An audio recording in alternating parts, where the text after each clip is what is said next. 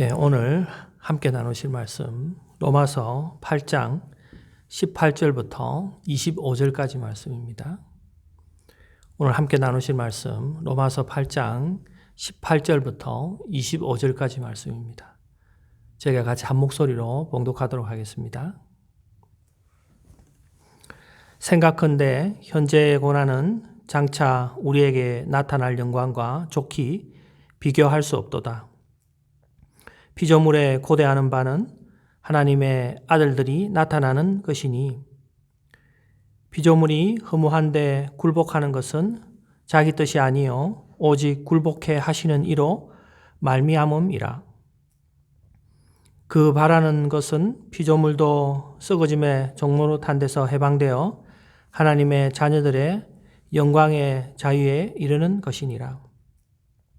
피조물이 다 이제까지 함께 탄식하며 함께 고통하는 것을 우리가 아나니 이뿐 아니라 또한 우리 곧 성령의 처음 익은 열매를 받은 우리까지도 속으로 탄식하여 양자될 것 곧 우리 몸의 구속을 기다리느니라. 우리가 소망으로 구원을 얻었음에 보이는 소망이 소망이 아니니 보는 것을 누가 바라리요? 만일 우리가 보지 못하는 것을 바라면 참음으로 기다릴지니라. 아멘.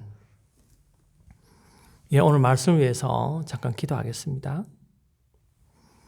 거룩하신 하나님 아버지, 참 감사합니다. 하나님 정말 어려운 이 시국에 저희가 영상으로 그리고 교회에서 예배드릴 수 있도록 허락하시고 또 정말 힘든 상황이지만 영상으로라도 하나님 앞에 예배드리려고 하는 하나님의 귀한 백성들이 있습니다. 하나님 이들을 위로하시고 이들의 마음 가운데 성령의 기름을 부어주셔서 오늘 말씀을 더욱더 깊이 깨달을 수 있도록 주님 도와주시옵소서. 오늘 예배를 말씀을 온전히 하나님께 의탁합니다. 주님께서 이 시간 함께 하시고 하나님께서 이 시간 성령의 기름을 부어주셔서 놀라운 하나님의 예배 시간이 될 수 있도록 주님 도와주시옵소서. 주님 은혜를 간절히 구하오며 이 모든 말씀 거룩하시고 존귀하신 예수님의 이름으로 기도합니다.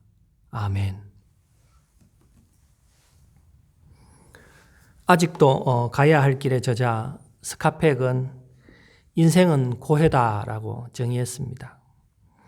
인생이 그만큼 어렵다는 것입니다. 인생은 예측할 수 없습니다. 가끔 예측할 수 없는 문제가 우리를 찾아옵니다. 그것이 바로 고난입니다. 고난은 우리가 이 땅을 살아가면서 겪고 있는 온갖 수고와 고통을 뜻합니다. 성경은 인간이 살아가는 삶의 환경 자체가 고난의 근거가 된다고 말합니다. 창세기 3장 17절을 보면요. 아담에게 이르시되 내가 내 아내의 말을 듣고 내가 너더러 먹지 말라 한 나무 실과를 먹었은즉 땅은 너로 인하여 저주를 받고 너는 종신토록 수고하여야 그 소산을 먹으리라. 에덴 동산에서 아담의 범죄로 인해 인간은 하나님과 멀어지고 땅은 저주를 받았습니다. 그 결과 인간은 평생 수고해야만 소산을 먹을 수 있게 되었습니다. 인간으로서는 고난을 피할 수 없게 된 것입니다. 또한 땅도 저주를 받는 상태가 되었습니다. 그러나 우리가 예수님을 믿고 구원을 받으면 상황이 달라집니다. 18절입니다. 생각컨대 현재의 고난은 장차 우리에게 나타날 영광과 좋게 비교할 수 없도다. 여기 18절에 생각컨대라고 번역된 단어는요, 이 단순히 생각한 것을 말하는 것이 아니라요, 신중하게 생각해서 내린 결론이라는 그런 뜻입니다. 바울은 우리가 겪고 있는 현재의 고난은 비교할 수 없는 영광이 있다고 말합니다. 우리는 현재 예수님을 믿고 이미 구원을 받았습니다. 그러나 앞으로 우리가 누려야 할 영광은 이루어지지 않았습니다. 그래서 성경은 우리의 상태를 already but not yet이라는 표현을 합니다. 우리의 구원은 이미 받았지만 그것이 아직 완성되지 않았다. 그러니까 우리는 그 중간지대에 살고 있다. 이렇게 이야기하고 있습니다. 시간 속에서 받은 구원은 아직 완성된 것이 아니며 예수님의 재림을 통해서 완성되는 것입니다. 바울은 현재 고난은 우리의 영광과 비교할 수 없다고 말합니다. 그러면 우리가 받는 영광이 무엇입니까? 크게 세 가지로 말할 수 있는데요. 첫 번째는 우리는 신령한 몸을 선물로 받게 됩니다. 썩지도 않고 병들지도 않을 신령한 몸을 받게 되는 것입니다. 이 몸은 부활하신 예수님처럼 시공이나 죄와 악의 제약을 받지 않는 몸입니다. 영광된 몸이라는 거죠. 두 번째는 영원한 삶을 선물로 받습니다. 늙지도 않고 병들지도 않고 사망도 없고 이별도 없고 슬픔도 없고 하나님과 함께 영원한 삶을 누리게 되는 것입니다. 세 번째는요, 하나님의 아들로서 영광과 존귀를 누리게 됩니다. 우리는 하나님께 영광의 면류관을 받고 예수님과 함께 하늘의 기업을 상속받아서 우주 만물을 다스리는 권세를 받게 됩니다. 그래서 바울은 현재 고난은 장차 우리에게 나타날 영광과 비교할 수 없다 이렇게 이야기하는 것입니다. 또한 피조물들도 우리에게 나타날 영광을 고대하고 있습니다. 19절입니다. 피조물이 고대하는 바는 하나님의 아들들이 나타나는 것이니, 여기서 바울은 피조물을 의인화시켜서 말합니다. 이 의인화라는 것은 사람이 아닌 존재를 사람인 것처럼 말을 한다는 것입니다. 모든 피조 세계가 고통 중에 있습니다. 그들은 하나님의 아들들이 나타나기를 고대하고 있습니다. 여기서 고대한다는 의미는요, 누군가를 간절히 기다릴 때 사용하는 단어입니다. 피조물들은 하나님의 아들들이 나타나기를 간절히 기다리고 있습니다. 우리는 예수님을 믿고 구원받은 하나님의 아들들입니다. 우리는 이미 하나님의 자녀가 되었지만 우리는 아직도 고통 중에 있습니다. 몸은 병들고 노쇠하고 썩어짐을 경험합니다. 하지만 예수님의 재림 때가 되면 우리는 그리스도의 영광의 모습으로 부활하게 될 것입니다. 바로 그때 고통 중에 있는 피조물도 회복되게 되는 것입니다. 21절입니다. 그 바라는 것은 피조물도 썩어짐의 종로로 탄 데서 해방되어 하나님의 자녀들의 영광의 자유에 이르는 것이니라. 예수님을 믿기 전에 우리는 썩어짐의 종로로 타는 세상을 살았습니다. 인생의 허물을 추구하며 살았습니다. 우리의 삶에서 희생하고 수고하고 많은 것을 이뤘다고 생각을 하는데 결국은 썩어짐을 위해서 이룬 것들 뿐입니다. 호스피스 내용을 적은 이재욱 목사님의 책에 나오는 실화의 내용입니다. 호스피스 병동에 입원한 한 아주머니가 있었는데 그녀는 평생 꿈이 자기 집에 화장실을 장만하는 것이었습니다. 그 아주머니는 어릴 적에 집이 가난해서 마을에 공중 화장실을 사용했는데 그때 너무 불편해서 자기 집에 화장실이 있는 집을 장만하고 싶어 했습니다. 그래서 악착같이 허리띠를 졸라매고 돈을 모았습니다. 오랜 고생 끝에 드디어 자그마한 집을 샀습니다. 그러나 행복도 잠시 슬슬 불편해지기 시작했습니다. 화장실이 마당에 있었기 때문입니다. 겨울이 되면 화장실로 가는 것이 힘들고 불편했습니다. 아주머니는 또다시 악착같이 일을 해서 화장실이 집 안에 있는 아파트를 장만했습니다. 그러나 그 행복도 오래가지 않았습니다. 아이들이 성장하자 화장실 하나로는 부족했기 때문입니다. 그 다음 목표는 화장실이 2개 있는 집이었습니다. 또 수년의 고생 끝에 드디어 화장실 2개 있는 집에 들어갔습니다. 이만하면 됐다 하고 뿌듯해하던 아주머니는 청천벽력 같은 소식을 듣습니다. 말기암이라는 것입니다. 그 아주머니가 죽음을 앞두고 자신의 삶을 되돌아보니 인생에 딱 세 글자가 자기 인생을 표현했습니다. 화장실이라는 거죠. 결국 썩어짐을 위한 것입니다. 그런데 예수님을 믿는 순간 우리는 썩어지는 것이 아니라 의미 있는 삶을 살게 됩니다. 요한복음에 말씀이신 예수님이 육신이 되었다고 말합니다. 예수님은 말씀이십니다. 말씀을 헬라어로 표현하면 로고스입니다. 로고스에는 의미라는 뜻이 담겨져 있습니다. 우리는 말씀이신 예수님을 믿는 순간 의미 있는 삶을 살게 되는 것입니다. 우리의 인생은 의미를 추구할 때 비로소 행복해집니다. 그런데 죄는 우리로 하여금 무의미한 삶을 살게 합니다. 그 영향이 오늘 피조물에게까지 미친 것입니다. 인간은 죄로 인해서 피조물이 탄식하고 고통을 겪고 있습니다. 22절 피조물이 다 이제까지 함께 탄식하며 함께 고통하는 것을 우리가 안 하니. 지금의 세상을 조금만 둘러보아도 인간의 탐욕으로 인해서 무분별하게 훼손되어 가고 있는 것을 알 수 있습니다. 공기는 미세먼지로 가득 차 있습니다. 맑은 땅과 바다가 오염되었습니다. 아름다운 자연세계가 파괴된 것입니다. 인간의 죄와 탐욕, 그것이 그렇게 만든 것입니다. 잘못된 욕망으로 우리의 생태계가 파괴되고 있습니다. 지구의 온난화는 계속해서 심화되고 있고 우리가 고통받고 있는 코로나 바이러스도 인간의 탐욕으로 만들어진 것입니다.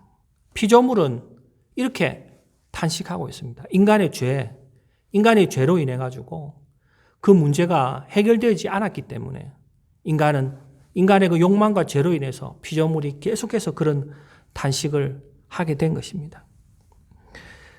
피조물에게 저주가 임한 이후로 모든 피조물은 점점 더 쇠퇴하고 점점 더 멸망의 길로 가고 있습니다. 시간이 지날수록 낡아지고 쇠퇴하고 있습니다. 피조물만 탄식하고 있는 것이 아닙니다. 구원을 받은 우리들도 탄식하고 있습니다. 왜? 아직까지 우리는 죄의 몸을 가지고 있으니까. 구원을 받은 우리들도 성령의 탄식을 하고 있습니다. 23절입니다. 이뿐 아니라 또한 곧 성령의 처음 익은 열매를 받은 우리까지도 속으로 탄식하여 양자될 것 곧 우리 몸의 구속을 기다리느니라. 우리 안에 계신 성령님이 탄식하십니다. 우리는 성령의 처음 익은 열매를 받았습니다. 우리 집 마당에 사과나무를 심어서 사과나무가 첫 열매가 만약에 사과나무로 맺히면 이제 계속해서 사과가 맺힐 것을 알 수 있듯이 예수님께서 부활하셔서 첫 열매로 맺히고 이제 우리는 계속해서 예수님을 따라서 부활할 것을 알게 되는 것입니다. 처음 익은 열매는 그런 뜻입니다. 처음 익은 열매는요, 앞으로 장차 맺게 될 모든 열매의 보증이 됩니다. 성령의 처음 익은 열매를 받음으로 우리는 장차 부활할 것을 보증받게 되는 것입니다. 에베소서 1장 13절과 14절에 보면요, 그 안에서 너희도 진리의 말씀 곧 너희의 구원의 복음을 듣고 그 안에서 또한 믿어 약속의 성령으로 인치심을 받았으니 이는 우리의 기업의 보증이 되사 그 얻으신 것을 구속하시고 그의 영광을 찬미하게 하려 하심이라. 지금 우리는 고통 중에 있습니다. 우리와 마찬가지로 피조물도 고통 중에 있습니다. 우리는 구원을 받았지만 아직 영광에 이르지는 못했기 때문입니다. 하지만 우리 안에 성령님은 우리를 보증하시며 우리와 함께 하십니다. 우리는 아직 부활의 몸을 입지 않았지만 예수님이 오실 때 우리는 부활의 몸, 영광의 몸을 입게 될 것입니다. 그때를 소망하고 있습니다. 24절입니다. 우리가 소망으로 구원을 얻었음에 보이는 소망이 아니니 보는 것을 누가 바라리요. 우리가 소망을 구원으로 얻었음에 해서 바울은 여기서 우리가 소망의 행위로 구원을 얻었다는 뜻이 아닙니다. 바울은 우리가 소망의 내용을 믿음으로 구원을 얻었다는 그런 뜻입니다. 그래서 조너슨 에드워즈는 이 소망을 믿음으로 해석합니다. 우리는 소망의 행위로 구원받은 것이 아니라 소망의 내용을 믿음으로 구원받은 것입니다. 하지만 우리는 하나님이 약속하신 영광에 이르지는 못했습니다. 그 영광을 소망한다면 우리는 참음으로 기다려야 한다는 것입니다. 25절입니다. 만일 우리가 보지 못하는 것을 바라면 참음으로 기다릴지니라. 하나님이 약속하신 영광을 참음으로 기다려야 한다는 것입니다. 바울은. 영광을 소망하는 사람은요, 어떠한 고난도 이겨내며 기다려야 합니다. 그래서 그리스도인은 어떤 상황에서도 소망을 잃지 않는 사람입니다. 교회가 얼마나 많은 시련과 핍박을 견디며 살아왔습니까? 그 수많은 시련과 핍박 속에서 교회의 생명력을 잃지 않은 것은 그리스도인이 영광을 소망했기 때문에 교회의 생명력은 잃지 않은 것입니다. 이 영광을 얻기 위해서 그리스도인들이 소망을 두어야 되는데 그리스도인들이 영광을 얻기 위해서 두어야 할 소망 세 가지가 있습니다. 그 첫 번째는요, 하나님입니다. 시편 42편 5절에 보면요, 내 영혼아 내가 어찌하여 낙심하며 어찌하여 내 속에서 불안해하는가. 너는 하나님께 소망을 두라. 그가 나타나 도우심으로 말미암아 내가 여전히 찬송하리로다. 우리의 소망은 하나님께 있습니다. 낙담하고 불안하고 괴로워도 우리에게 소망이 되시는 분은 하나님이십니다. 신약에서는 예수님과 성령님을 소망하기도 합니다. 삼위 하나님은 우리에게 소망이 되십니다. 삼위 하나님을 소망하면서 우리는 인내하며 기다려야 되는 것입니다. 두 번째는 그리스도의 부활입니다. 베드로전서 1장 3절에 보면 찬송하리로다 우리 주 예수 그리스도의 아버지 하나님이 그 많으신 긍휼대로 예수 그리스도를 죽은 자 가운데서 부활하심으로 말미암아 우리를 거듭나게 하사 산 소망이 있게 하시며, 그리스도의 부활은 성도들의 소망의 근원이 됩니다. 그리스도인은 예수님의 죽으심과 부활을 통해서 거듭나고 산 소망을 가지게 된 것입니다. 그리스도의 죽으심과 부활은요, 우리의 믿음이 탄생되었고 또 그것이 바로 우리의 소망의 터전이 된 것입니다. 그것을 소망할 때 우리는 영광에 이르기까지 인내하며 기다릴 수 있는 것입니다. 세 번째는 말씀입니다. 시편 119편 116절에 보면요, 주의 말씀대로 나를 붙들어 살게 하시고 내 소망이 부끄럽지 말게 하소서. 하나님의 말씀은요, 우리를 위로하고 우리에게 소망을 줍니다. 하나님 말씀이 임하면요, 빛이 임하고 눈이 열리고 고난의 저편에 있는 밝은 미래를 보게 됩니다. 말씀을 통해서 우리는 소망을 가지게 되는 거죠. 그 소망을 가지고, 말씀을 통한 그 소망을 가지고 우리는 영광에 이르기까지 인내할 수 있는 것입니다. 존 버년이 쓴 철로 역정을 보면요, 크리스천이 소망과 동행하는 중에 잘못해서 의심의 성에 들어갑니다. 의심의 성은 아주 포악한 절망 거인이 소유했습니다. 이 절망 거인은 크리스천과 소망을 감옥에 집어넣고 때리고 위협하고 죽으라고 말합니다. 절망을 제대로 심어주기 위한 것이죠. 크리스천과 소망은요, 낙심이 되어서 차라리 죽는 것이 낫겠다라는 생각을 합니다.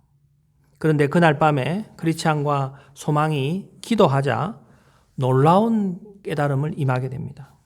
크리스천은 반쯤 정신이 나간 듯 흥분해서 소리를 질렀습니다. 아, 나는 바보 멍청이야. 내가 원하기만 하면 도망칠 수 있는데 이렇게 더럽고 냄새나는 지하 감옥에 누워있다니. 소망 형제, 내 품속에는 약속이라는 열쇠가 있네. 이 열쇠만 있으면 우리는 의심의 성에서 있는 모든 자물쇠를 다 열 수 있을 걸세. 그러자 소망이 어서 열쇠를 꺼내 감옥의 문을 열어보도록 하세요. 이렇게 말합니다. 크리스천은 품속에서 열쇠를 꺼내서 감옥의 문을 열어보았습니다. 그러자 감옥의 문이 열렸습니다. 크리스천이 의심의 성을 빠져나오게 한 것은 약속의 열쇠입니다. 이 약속의 열쇠가 바로 하나님의 말씀입니다.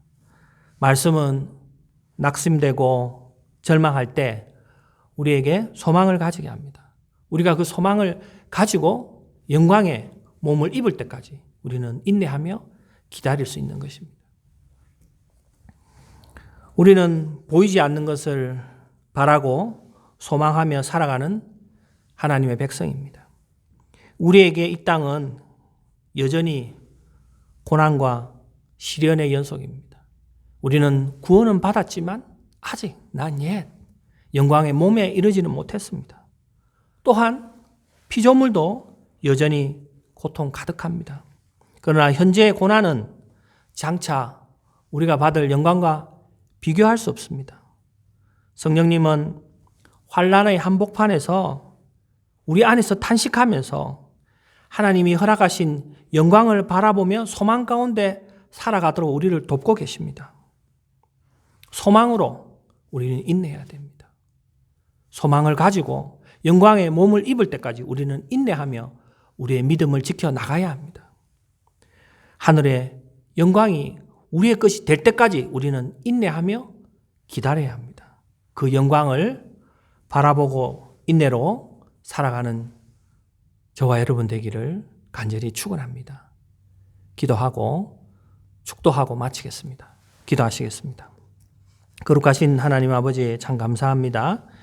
하나님께서 우리를 사랑하셔서 정말 오늘날 많은 고난과 어려움이 있고 그런 상황에 있더라도 우리가 비록 구원을 받았지만 아직 영광의 몸을 이루지 못한 이 시기에 이 세상 살아가면서 정말 하나님의 영광의 몸을 이룰 때까지 참고 인내하며 기다리도록 해주시니 감사합니다. 우리가 정말 하나님을 소망하고 또 예수 그리스도의 부활을 소망하고 또 말씀을 소망하면서 우리가 정말 영광의 몸을 입을 때까지 인내하며 기다릴 수 있도록 주님 우리를 도와주시옵소서.